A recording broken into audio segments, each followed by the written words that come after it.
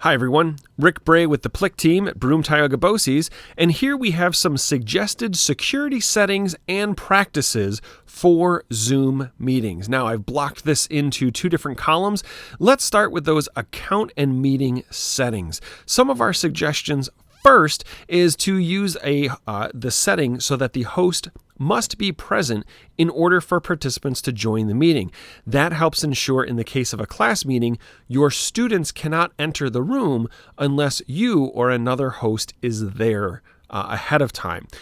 In addition to that, enabling waiting rooms, that acts as kind of a holding chamber. When someone goes to join the room, it says to the host, it pops up a message that says, this person would like to join your meeting. Approve or deny. So it helps to ensure that you, as a teacher, you have there who you mean to have there. Another suggestion we have is that once your meeting is happening and all your participants are there, that you lock the meeting, and we'll show you how to do that in this video. There's also a setting where you can disable private chats within the group within the meeting. So that means that messages have to be sent to everyone. We highly recommend disabling private chats within your class meetings.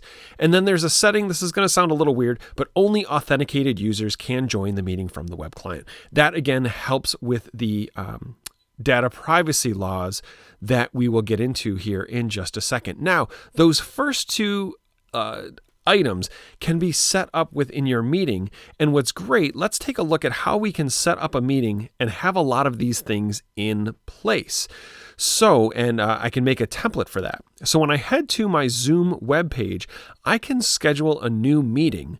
And of course, I have to give it a title. And what's great, you'll see here, like I mentioned, we can set up a template so that I don't have to set these things up every single time. So maybe I'm going to say this is a classroom meeting template, right? I have to give it a name. Description is optional. Once you make templates, which we'll show you how in just a second, you'll see this use template comes up and you can select from there. Your time, that's not part of the template. We talked about that in a previous meeting. That's just to help make calendar events.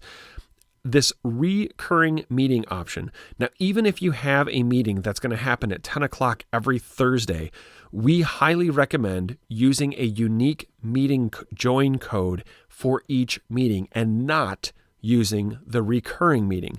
That way, there's a better chance that your link will stay with the people who you intend for it to stay with, and it won't be shared out to others.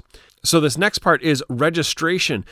This basically, if I check this, this means that the participants have to have Zoom accounts in order to join. So we want to leave that off because in order to maintain compliance with the student data privacy laws that New York State has in place, we do not want our students having Zoom accounts. So we're going to leave that off. The meeting ID, we're going to generate that automatically. Meeting password, this one is up to you. This is just another step to enter. So you would have the link and a password. When participants try to join, they have to enter the password. The one thing with this, if you're going to use a password, we recommend not sending your link and password in the same message because if your link is compromised, that means your password is also compromised because they were sent together. So that's just a suggestion there. For your video options, you can select whether you want them on or off. We do recommend keeping participant video on when they join. The idea being their video has to be on. You can confirm who they are once they're in, and then either you or they can turn their video off. But here are the big options. This enable join before host. I want to make sure that is unchecked. That way the host has to be there in order for participants to join. Mute participants upon entry, that's up to you, but perhaps you want to talk to them when they come in, so that is your personal preference. Enable waiting room, 100% turn that on. That provides that check on the way in. Again, only authenticated users can join. No, I don't want to have my participants need Zoom accounts to do this. If you choose to do a breakout room pre-assign, you can select that here. And then you can select the meeting to record automatically. However, that means as soon as you start the meeting, it will start recording. If you leave this unchecked, you'll be able to start the recording at a time you choose in the meeting. So that might be a good example, a good case there to go with this not being checked. So when I'm all said and done, I can click Save, and this makes a meeting like we've seen before. If I scroll to the bottom, you'll notice I can save this as a meeting template. And when I do that, I can select a name, and now every time I make a session, I can use this template. I know my settings are correct. So when I look at the suggestions here, I know that my host must be present to join. That's activated. The waiting rooms are activated. That's wonderful. The lock the meeting. Let's head over to a Zoom session here real quick. Nope, that's not the one I wanted. This is, hey, there I am. So the idea with the lock, right, is once all my students are in this meeting and I know they're here and everyone's accounted for, I'm going to click on this button that says security. And I'm going to select lock a meeting, and you see you've locked the meeting. No one else can join.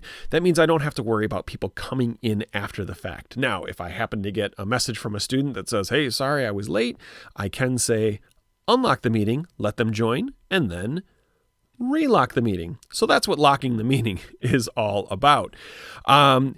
Now, the disabling private messages in chat and the authenticated users, that's in your settings inside Zoom. So when I go into Zoom and I select settings, there are lots of different things that you can select here. But the two that I want to really focus on are, let's see here, only authenticated users can join meetings. Okay, that's off. That's good. That means that they don't have to be authenticated. But this web client, when this is on, let me show you what happens. If I take this meeting link, let's copy this, and if I head over to, I must have lost it. If I head to an incognito window, right, this would be like a student joining, and if I paste that link in, if they don't have the ability to download the software, if they try to join from the browser, which helps maintain some student data compliancy here, some student data privacy compliancy. Yeah, that was a lot of E's there. I have to sign in, right? And that's because, again, when I look at, where to go, this setting, only authenticated users can join from the web client. So if I turn that off, now when I go back to here, my incognito window, if I try to join that again, when I say join from browser, I now can join that meeting and I can put in, we'll see in just a second, just my first name and say join. I don't need an account to make that happen. I'm able to join by just putting in my name. And here's what it looks like for your participants when you have a waiting room active. Right now, this meeting is waiting for the host, who's me, to approve this person to come in.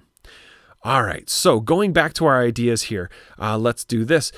So we've looked at all of those things in the settings, right? The disable. Oh, I didn't look at the disabling private chat. I missed that one. Let's head back to our settings real quick. That is going to be down in, I think, in meeting. Here we go. In my in meeting basic private chat, allow meeting participants to send private one-to-one messages to another participant. I'm going to turn that off. That way I know when my students are talking in the Zoom chat, I have to be able to see everything they're saying. There's no private messages. So that takes care of all of the account meeting and setting ideas. As far as some practices that we're going to recommend, again, when it comes to being compliant with the student data privacy laws of New York State, when students join, we recommend using just their first name or their first initial when joining.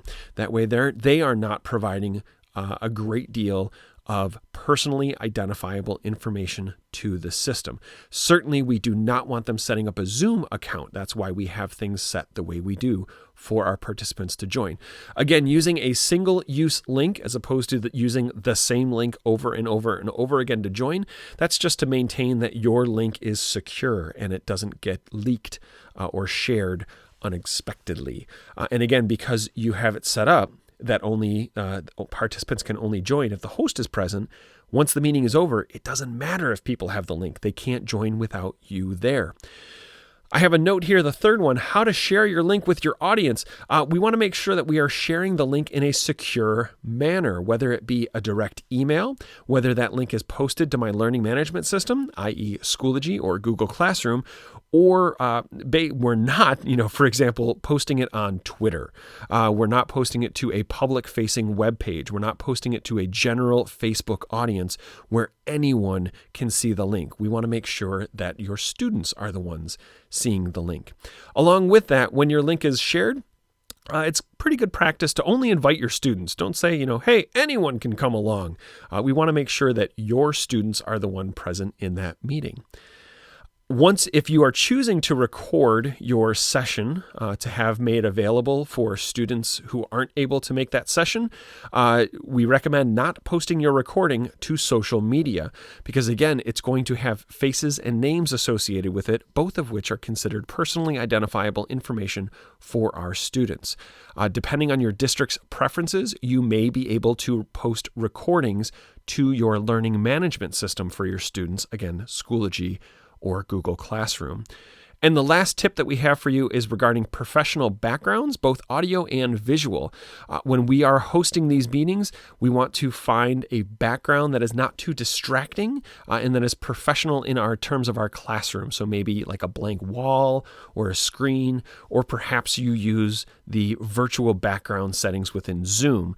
And as far as audio is concerned, we want to try as best we can to find settings where there's not a lot of background noise. For example, this recording that I'm making, I'm not sitting next to my washing machine that is going dong, dong, dong, dong, dong, dong, dong, dong, dong, so you hear that the whole time, nor my barking dogs. And I don't have lots of that kind of noise happening. So just some things to think about in terms of our account meetings settings and practices to make sure that we are working in as secure environment as we can when it comes to Zoom. So I know this was kind of a lengthy video, but I hope that you found it helpful. If you have any questions regarding these suggestions or anything else with Zoom or instructional technology, please feel free to drop me a line at rbray@btboces.org. And if you found this video helpful, feel free to give it a thumbs up, subscribe to the channel, and you'll get notifications when new videos are posted. And as always, thank you for watching.